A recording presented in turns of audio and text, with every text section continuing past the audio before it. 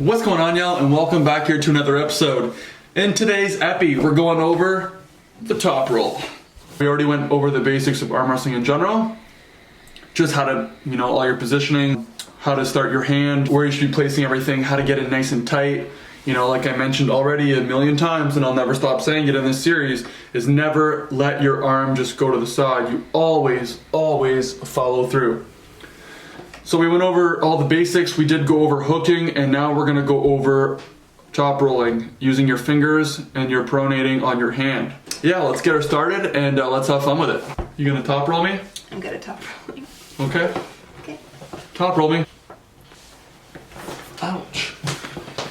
All right, let's get started. But let's get nice and tight, everything in. Technically in arm wrestling, if you can get super tight, the more closer you get in, the better. Just putting that out there. So, all right, let's get her going. So I'm nice and tight here. We get all our hand positioning.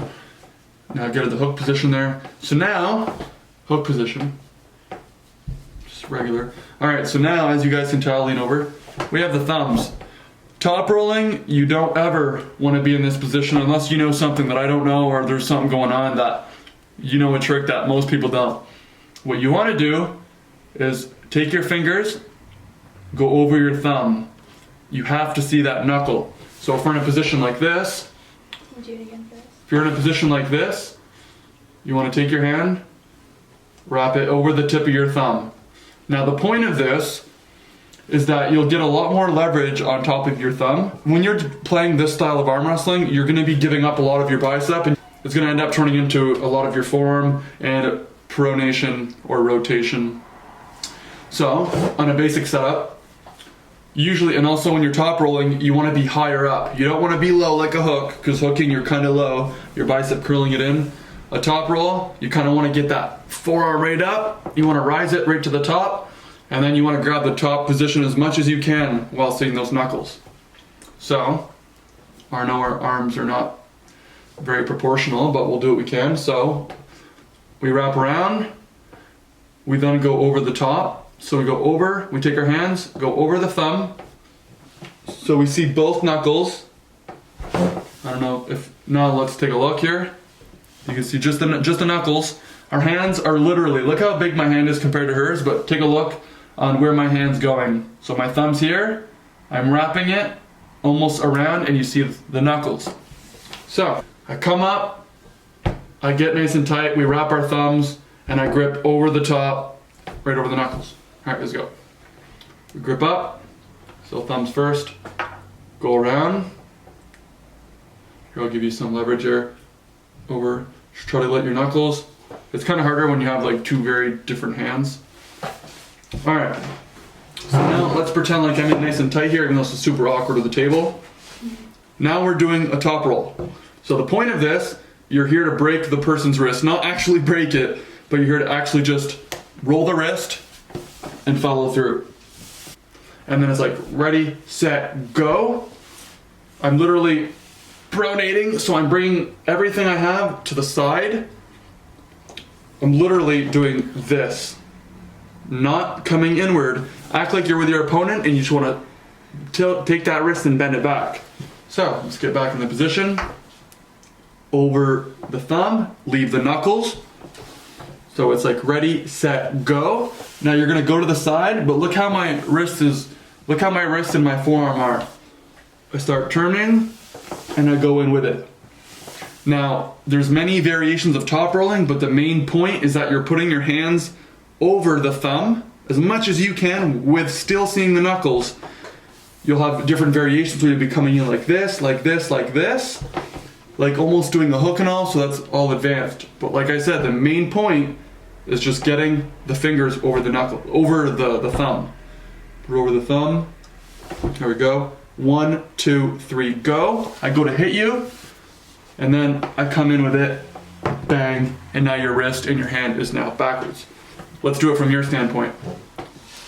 Coming in, we get the thumbs.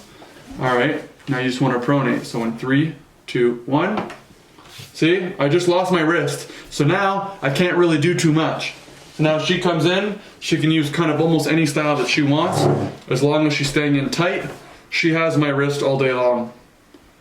Let's try it again. It's pretty basic. It's pretty straightforward.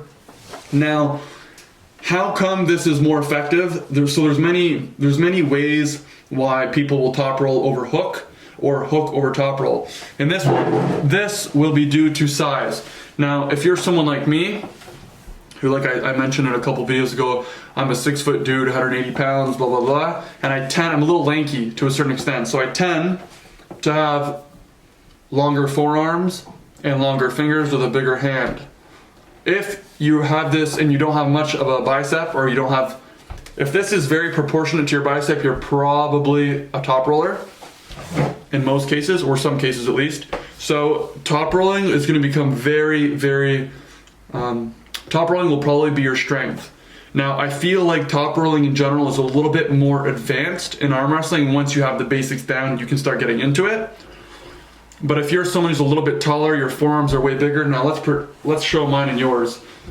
What are you, 5'3"? 5'3" against 6 foot. Look at the size. So if I was to arm wrestle her in a real match, she should probably be hooking. I'm probably going to top roll because she is more small and stocky, more compact. I'm like tall and lanky, so I want to use as much as I can of this. She wants to use as much of her bicep. So when I go to, as you can tell, when we're setting up, let's pretend like you're getting in a hook position. So you can get in a hook, but I'm going over my thumb. So now we have two different positions going, but all it takes for me is to get just higher on her with my top roll, and then 1, 2, 3, go. Because of the size, obviously, I have way more of an advantage, but I'm top rolling and I'm pronating just like this. So if I were to go over the top roll real quick, top roll is very effective because you're technically breaking or letting go of the wrist. So your opponent doesn't really have as much leverage, and it's hard to arm wrestle if you don't have a hand. So when your hand's back, you gotta switch positions.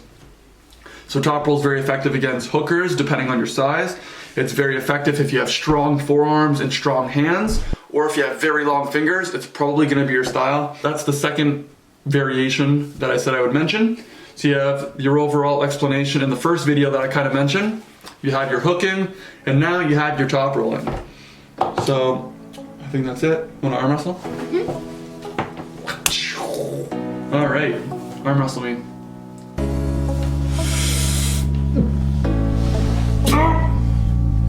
I should have shown you the top roll.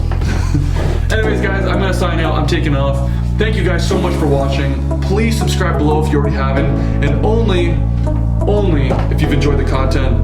Please hit the like button, and I'll see you guys in the next one.